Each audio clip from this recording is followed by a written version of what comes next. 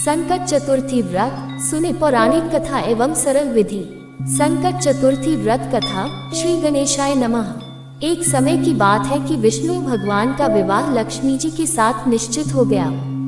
विवाह की तैयारी होने लगी।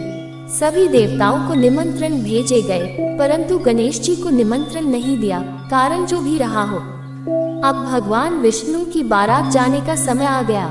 सभी देवता अपनी पत्नियों के साथ विवाह समारोह में आए। उन सब ने देखा कि गणेश जी कहीं दिखाई नहीं दे रहे हैं। तब वे आपस में चर्चा करने लगे कि क्या गणेश जी को नहीं न्योता है या स्वयं गणेश जी ही नहीं आए हैं। सभी को इस बात पर आश्चर्य होने लगा। तभी सबने विचार किया कि विष्णु भगवान से ही इसका कारण पूछा जाए। विष्णु भगवान से पूछने पर उन्होंने कहा कि हमने गणेश जी के पिता भोलेनाथ महादेव को न्योता भेजा है। यदि गणेश जी अपने पिता के साथ आना चाहते तो आ जाते, अलग से न्योता देने की कोई आवश्यकता भी नहीं थी। दूसरी बात यह है कि उनको 1.25 मन मूंग, 1.25 मन चावल, 1.25 मन घी और 1.25 मन लड्डू का भोजन दिन भर में चाहिए।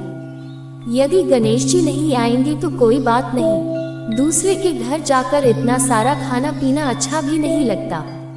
इतनी वार्ता कर ही रहे थे कि किसी एक ने सुझाव दिया, यदि गणेश जी आ भी जाएं तो उनको द्वारपाल बनाकर बैठा देंगे कि आप घर की याद रखना।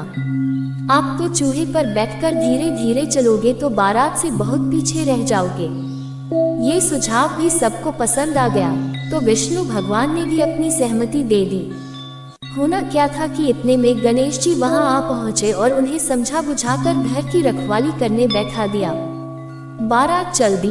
तब नारद जी ने देखा कि गणेश जी तो दरवाजे पर ही बैठे हुए हैं, तो वे गणेश जी के पास गए और रुकने का कारण पूछा। गणेश जी कहने लगे कि विष्णु भगवान ने मेरा बहुत अपमान किया है। नारद जी ने कहा कि आप अपनी मूषक सेना को आगे भेज दें, तो वह रास्ता खोद देगी जिससे उनके वाहन धरती में धंस जाएंगे। तब आपको सम्मान पूर्वक बुलाना पड़ेगा। अब तो गणेश जी ने अपनी मूषक सेना जल्दी से आगे भेज दी और सेना ने जमीन पोली कर दी। जब बारात वहां से निकली तो रथों के पहिए धरती में धंस गए। लाख कोशिश करें परंतु पहिए नहीं निकले। सभी ने अपने अपने उपाय किए, परंतु पहिए तो नहीं निकले, बल्कि जगह जगह से टूट गए।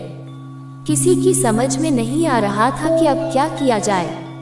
तब तो नारद जी ने कहा, आप लोगों ने गणेश जी का अपमान करके अच्छा नहीं किया। यदि उन्हें मना कर लाया जाए तो आपका कार्य सिद्ध हो सकता है और यह संकट टल सकता है। शंकर भगवान ने अपने दूत नंदी को भेजा और वे गणेश जी को लेकर आए। गणेश जी का आदर सम्मान के साथ पूजन किया। तब कहीं रथ के पहिए निकले। अब रथ के पहिए निकल को गए, परंतु वे टूट फूट गए, तो उन्हें सुधारे कौन। पास के खेत में खाती काम कर रहा था, उसे बुलाया गया। खाती अपना कार्य करने के पहले श्री गणेशाय नमः कहकर गणेश जी की वंदना मन ही मन करने लगा। देखते ही देखते खाती ने सभी पहियों को ठीक कर दिया। तब खाती कहने लगा कि हे देवताओं, आपने सर्वप्रथम गणेश जी को नहीं मनाया होगा और न ही उनकी पूजन की होगी, इसीलिए तो आपके साथ यह संकट आया है। हम तो मूर्ख अज्ञानी हैं, फिर भी पहले गणेश जी को पूजते हैं, उनका ध्यान करते हैं। आप लोग तो देवतागण हैं, फिर भी आप गणेश जी को कैसे भूल गए। अब आप लोग भगवान श्री गणेश जी की जय बोल कर जाएं, तो आपके सब काम बन जाएंगे और कोई संकट भी नहीं आएगा। ऐसा कहते हुए बारात वहां से चल दी और विष्णु भगवान का लक्ष्मी जी के साथ विवाह संपन्न करा के सभी सकुशल घर लौट आए। हे गणेश जी महाराज, आपने विष्णु को जैसो कारज सारियो, ऐसो कारज सबको सिद्ध करजो। बोलो गजानन भगवान की जय।